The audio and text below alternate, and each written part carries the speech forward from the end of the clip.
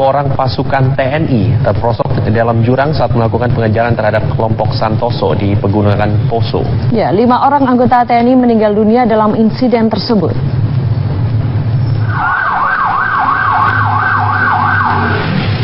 Belasan anggota TNI dari Kostrad 433 Makassar ini dilarikan ke Rumah Sakit Bayangkara Palu.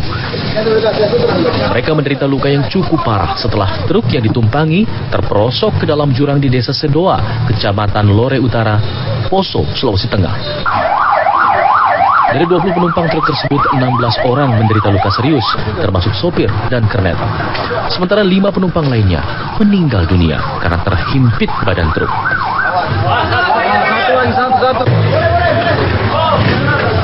Pasukan TNI ini sengaja menggunakan truk angkutan umum milik sipil untuk melakukan pengejaran terhadap kelompok Santoso di sekitar Pegunungan Poso.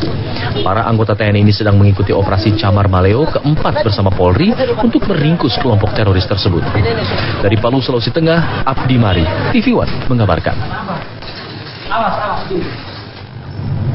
Meninggal dunia akibat truk yang mereka tumpangi terperosok jurang di Pegunungan Poso, rencananya akan diterbangkan ke Makassar. Ya, dari Palu ya, akan diterbangkan menuju ke Makassar pada hari ini. Kita akan segera bergabung dengan reporter TV One Abdi Mari yang berada di Palu, Sulawesi Tengah.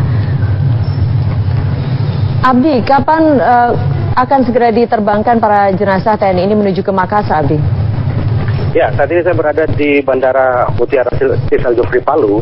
Sedianya memang pukul 6 waktu Indonesia Tengah ini 5 orang jenazah anggota TNI dari Kostrad 433 Julu Siri Makassar akan diterbangkan ke Bandara Hasanuddin Makassar untuk disemayamkan di sana.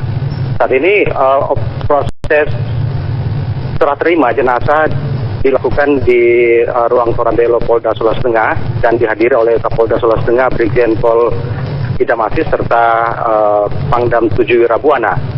Dan seperti diketahui bahwa kecelakaan ini terjadi sekitar pukul 9 pagi waktu Indonesia Tengah, di mana iring-iringan truk yang memuat puluhan pasukan dari Kostrad 433 Julu Siri Makassar ini tengah ditugaskan dalam operasi Camar Maleo keempat untuk melakukan perburuan terhadap kelompok bersenjata Santoso di Pegunungan Poso di sekitar Pegunungan Napu, Sulawesi Tengah. Namun sekitar pukul 9 iring-iring ini kemudian terperosok ke dalam jurang di jurang Desa Sedoa di Kecamatan Lore Utara, Kabupaten Poso, dan mengakibatkan muncul adanya korban jiwa, 5 orang korban jiwa yang meninggal di tempat, 3 kemudian 2 orang meninggal pada saat evakuasi ke Puskesmas Uasa, Kecamatan Lore Utara. Sementara sekitar 18 orang pasukan dari TNI termasuk 2 diantaranya sopir dan juga kenek yang juga adalah warga sipil itu mengalami luka-luka dan sudah dievakuasi dengan menggunakan helikopter ke Rumah Sakit Bayangkara Palu. Demikian. Ya. Baik, terima kasih Abdi Mari atas informasi terkini. Nanti kita akan masih menunggu bagaimana informasi lainnya dari Palu. Dionysius Giri Samudra yang meninggal dunia saat bertugas di Rumah Sakit Cendrawasih Dobo, Kabupaten Kepulauan Aru, Maluku, dimakamkan di pemakaman Kampung Kandang, Jagakarsa, Jakarta Selatan. Kerabat dan rekan mengiringi pemakaman dokter yang akrab disapa Andra tersebut.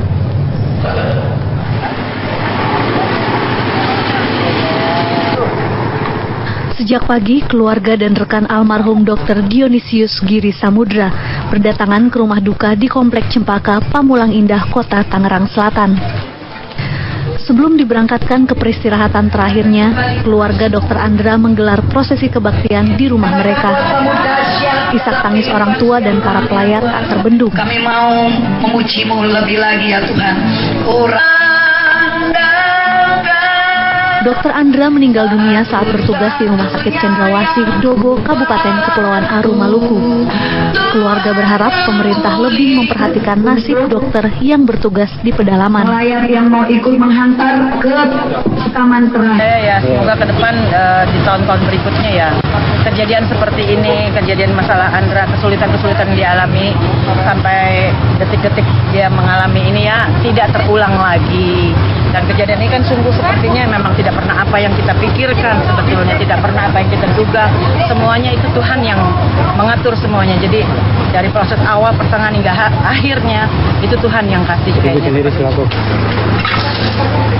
Setelah disemayamkan di rumah duka sejak Jumat lalu, hari ini jenazah Dr. Andra dimakamkan di pemakaman Kampung Kandang, Jagakarsa, Jakarta Selatan. Dari Tangerang, Banten, Iksan Bakti, Milhan Wahyudi, TV One mengabarkan.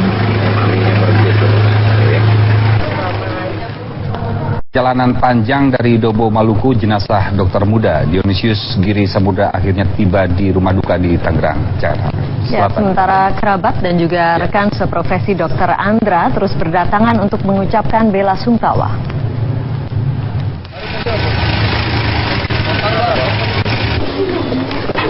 Jenazah dokter muda Dionysius Giri Samudra atau Andra akhirnya tiba di rumah duka di perumahan Mahkamah Agung Cempaka Pamulang, Tangerang Selatan, Banten. Keluarga Andra yang ikut menjemput jenazah dari Bandara Soekarno-Hatta terus berurai air mata. Mereka masih terpukul dengan kematian Dr. Andra saat menjalankan internship di Dobo, Maluku. Rencananya jenazah akan disemayamkan di rumah duka hingga hari Minggu. Pemakaman akan dilakukan pada hari Minggu di pemakaman umum di Jagakarsa. Sementara itu, kerabat dan rekan seprofesi Dr. Andra terus berdatangan ke rumah duka. Mereka mengucapkan bela sungkawa dan memberikan dukungan moral terhadap keluarganya. Sebagian dari pelayat membubuhkan tanda tangan sebagai bentuk penghargaan atas perjuangan Andra di pedalaman Maluku.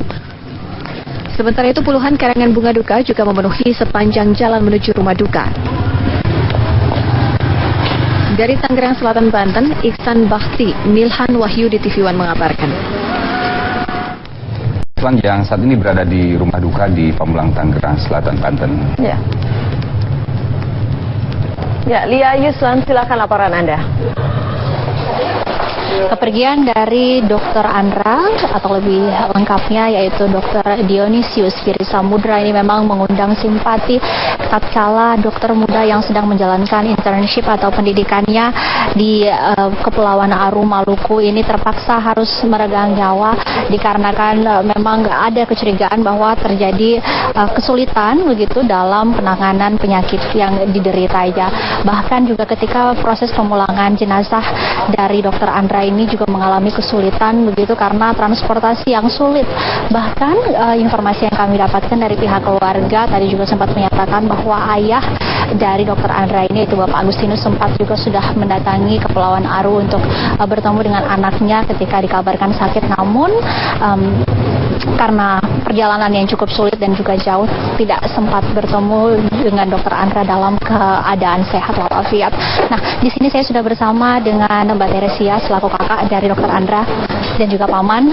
Selamat malam, Mbak. Terlebih dahulu saya ingin mengucapkan kami terus berbela sungkawa atas kepergian dari Dr. Andra. Kami tahu Dr. Andra adalah dokter yang dikenal oleh keluarga memiliki dedikasi dan juga sangat konsisten begitu dalam melakukan pekerjaannya. Bisa diceritakan kapan keluarga mengetahui bahwa Dr. Andra ini jatuh sakit begitu, Mbak? Jadi waktu dia sakit itu pas dia sampai di Dobo hari Minggu pagi. Jadi dia langsung masuk rumah sakit. Tapi sebelumnya itu di Jakarta hari Rabu malam sebelum dia pulang itu dia sudah demam gitu. Tapi dia tetap memaksakan untuk pulang. Padahal ibunya sudah melarang dia untuk pulang gitu. Pulang ke Kepulauan Aru. Iya begitu. Kamis pagi dia berangkat, ibunya tanya lagi, kamu yakin mau ke Aru? Kamu masih sakit gitu? Iya, aku harus berangkat gitu karena aku juga sudah janji dengan teman-temanku di sana gitu. Kabar sakit dari Dr. Andra ini disampaikan sendiri oleh Dr. Andra atau siapa begitu Mbak di Rumah Sakit Cendrawasih tempat Dr. Andra bertugas? Waktu di rumah sakit yang memberitahu selalu update info itu dokter yang merawat Andra di sana gitu. Ketika dikabari apa penyakit yang diderita oleh Dr. Andra, karena beritanya simpang siur, ada yang menyatakan campak begitu, sebenarnya apa penyakit yang diderita Andra? Iya benar, campak, terus kena virus juga yang nyerang ke otaknya gitu. Jadi hari Minggu ini masuk rumah sakit, kemudian Rabunya malam tepatnya ya sudah menghembuskan nafas terakhir. Rabu sore.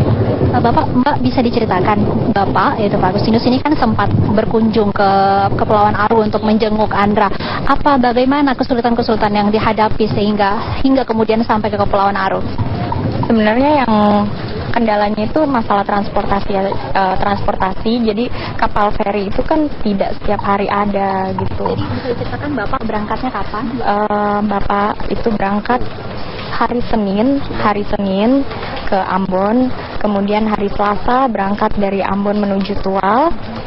Kemudian dari Tual ke Dobo itu hari Selasa nggak ada kapal feri, jadi dia harus berangkat hari Rabu sore.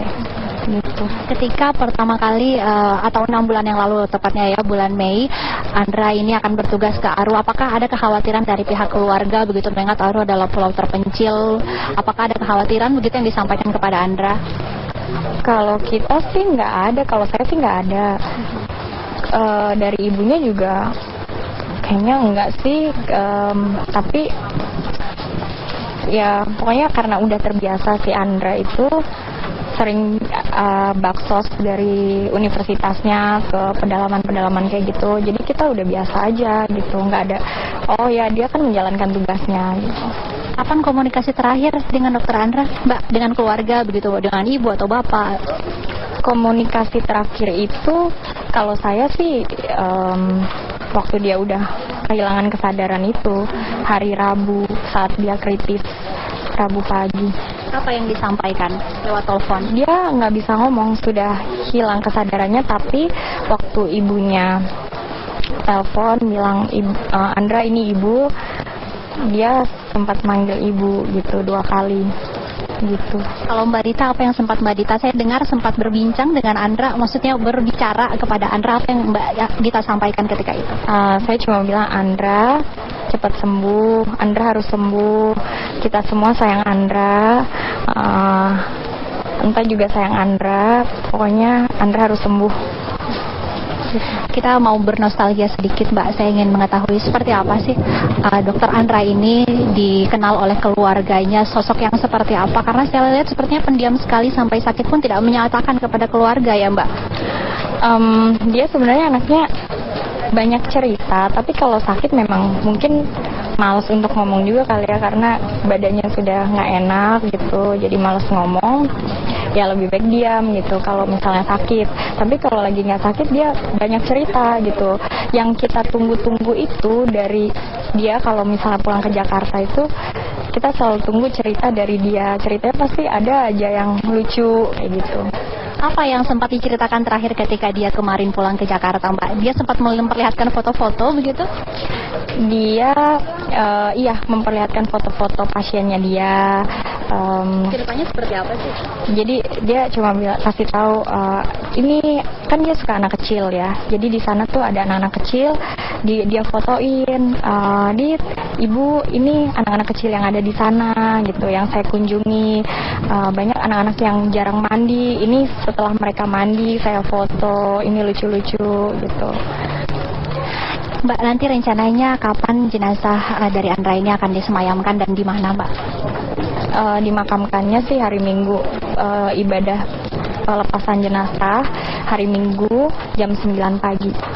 Terima kasih atas waktunya, semoga keluarga diberikan ketabahan begitu, dan Dokter Andra saat ini sudah berada di tempat terbaik. Pemirsa, tadi perbincangan saya dengan kakak dari Dokter Andra. Memang hingga saat ini kami melihat terus datang simpati dan juga turut berbelasungkawa dari teman-teman, kerabat yang mengenal Andra. Begitu juga tadi ketika jenazah dari Dokter Andra ini tiba di Bandara Soekarno-Hatta juga. Ya, kita juga turut berduka atas meninggalnya Dokter Andra dan mengapresiasi dokter-dokter yang bertugas di tempat-tempat terpencil begitu ya. Dan tentunya seperti apa sosok Dokter Andra di mata sebagai mahasiswa berprestasi selama menjalani masa pendidikan di Fakultas Kedokteran Universitas Hasanuddin Makassar. Kematian Andra sangat disayangkan rekan kuliahnya karena selama ini memiliki sifat yang baik dan sering membantu teman-temannya.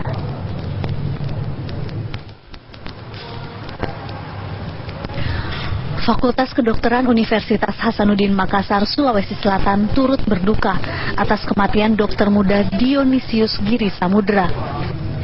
Andra merupakan alumni Fakultas Kedokteran Unhas. Sejumlah rekan kuliahnya menyatakan selama ini Andra memiliki sifat ramah dan sering membantu teman-temannya. Andra merupakan angkatan tahun 2009 dan diwisuda pada tahun 2015. Andra itu orangnya baik sekali, suka menolong sama teman. Terus kalau ada kepanitiaan juga dia aktif sekali.